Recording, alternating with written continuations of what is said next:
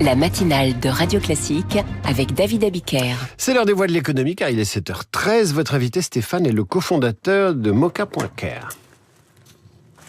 Bonjour Pierre-Étienne Bidon. Bonjour Stéphane. Merci d'être avec nous. Bienvenue sur Radio Classique. Vous venez de présenter les résultats d'une étude sur la santé mentale au travail.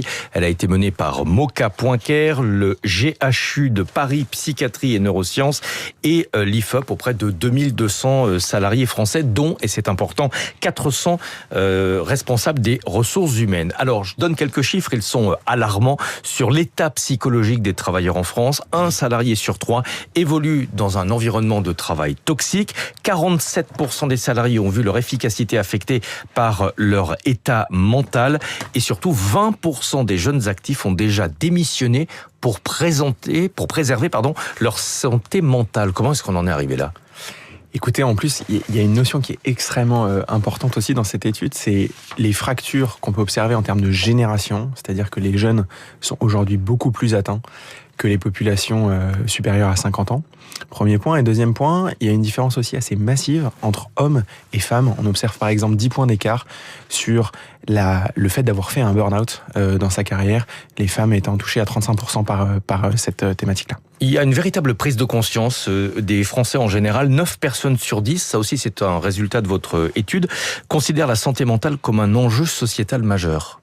C'est vrai, et ça a énormément changé sur les dernières années. Nous, on a observé plusieurs mouvements récents. Celui qui date d'il y a 5 ans à peu près, c'est le Covid. Ensuite, le deuxième gros mouvement a été tout l'impact du télétravail. On observe des managers qui sont aujourd'hui de plus en plus à risque. Il y a une stat aussi qui dit que 46% des managers souhaitent aujourd'hui quitter leur métier parce qu'ils gèrent trop de thématiques émotionnelles. Et la dernière qu'on est en train de vivre, c'est l'accélération du temps, l'intelligence artificielle qui fait une surexposition à l'information. Est-ce qu'on s'intéresse davantage au sujet parce qu'aujourd'hui on est capable de mettre des chiffres dessus, ou est-ce que les conditions de travail ont changé et que réellement la pression, par exemple, au travail nous expose davantage au risque de problèmes de santé mentale ? Alors bien sûr, c'est un peu des deux, on pourrait pas faire est-ce que c'est blanc ou est-ce que c'est noir. Néanmoins, il y a eu des modifications massives de l'environnement de travail. Le premier, c'est justement cette généralisation du télétravail.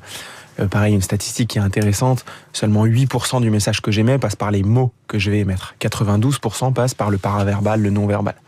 Dans ces cas-là, le télétravail est beaucoup plus compliqué parce qu'on se parle par écran interposé. Donc c'est le premier point. Le second point qui va être assez massif, c'est la surinformation et la surconnexion.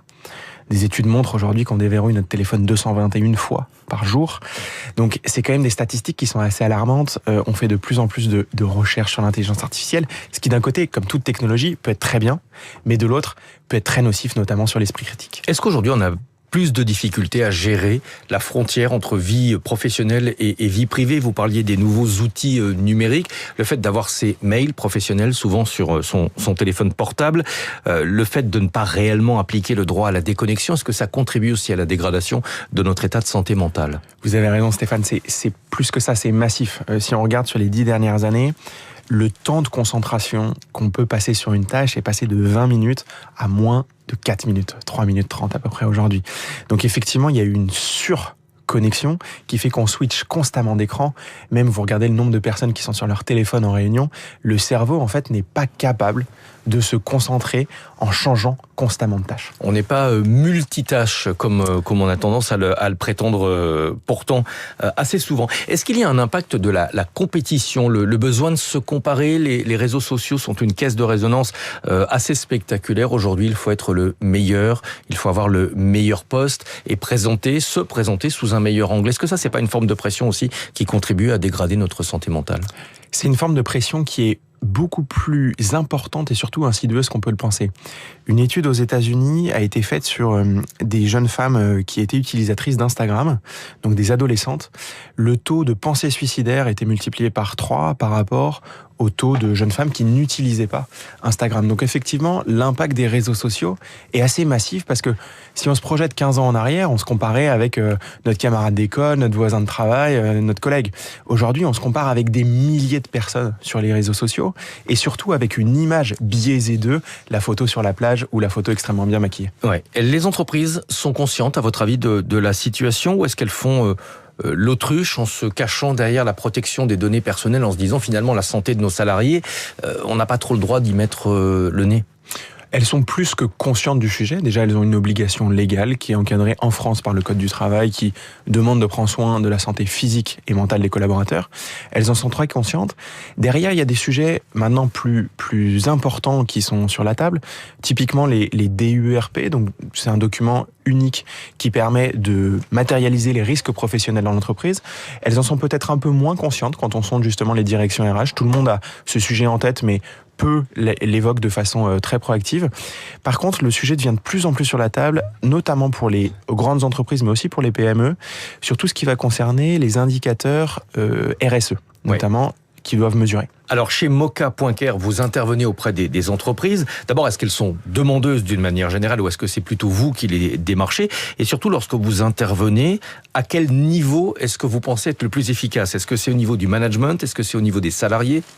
Alors effectivement, aujourd'hui, moins de 5 ans après notre création, on a un peu plus de 320 clients dans 17 pays. Donc on observe que les entreprises sont demandeuses. On accompagne un peu plus de 250 000 collaborateurs chaque mois maintenant. Tout type d'entreprise, des PME comme des grands comptes, majoritairement françaises mais aussi internationales. Ce qu'on fait en termes de méthodologie, c'est vraiment d'agir sur d'abord la prévention primaire, c'est-à-dire comment au niveau de l'organisation, je peux améliorer les conditions de travail en vue d'être plus performant et plus épanoui.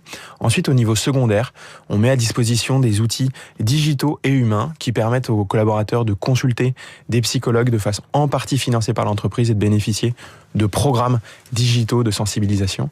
Et sur le tertiaire, on les accompagne dans tout ce qui est gestion de crise, typiquement s'il y a un burn-out sur site, voire plus grave des suicides, des décès, comment je gère et j'accompagne cette crise dans l'entreprise. On peut mettre en place des process pour changer les manières de travailler et peut-être alléger la pression sur les salariés, mais le plus difficile, est-ce que c'est pas finalement de changer les mentalités ?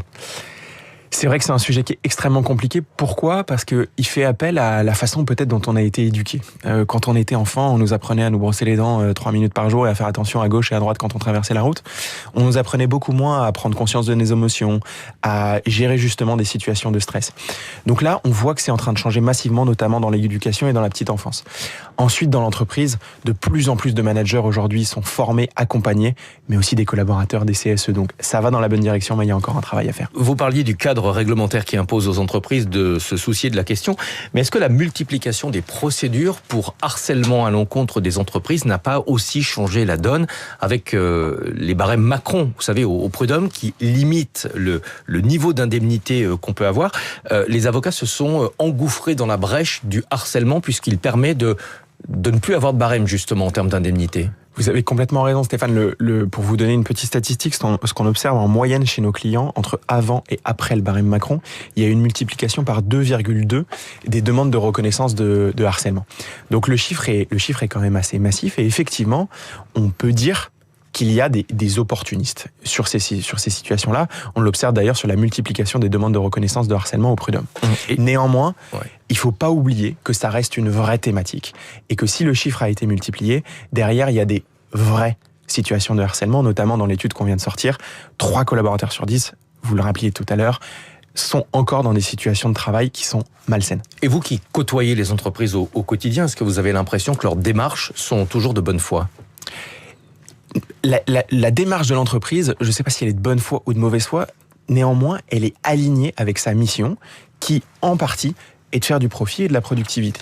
Et donc, dans ce cadre-là, le fait de prendre soin de la santé mentale des collaborateurs est extrêmement aligné avec une logique de performance.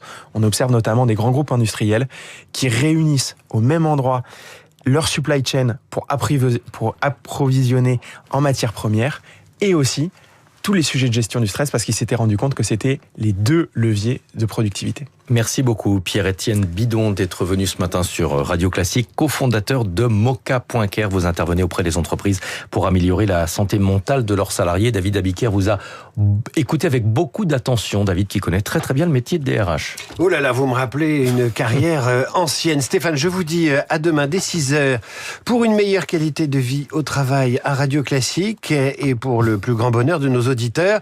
Ce sera dès 6h demain matin à suivre Karine Dijoux et si on parlait français, suivi des coulisses de la politique. Les écologistes fêtent la décision de justice qui remet en cause l'autoroute A69.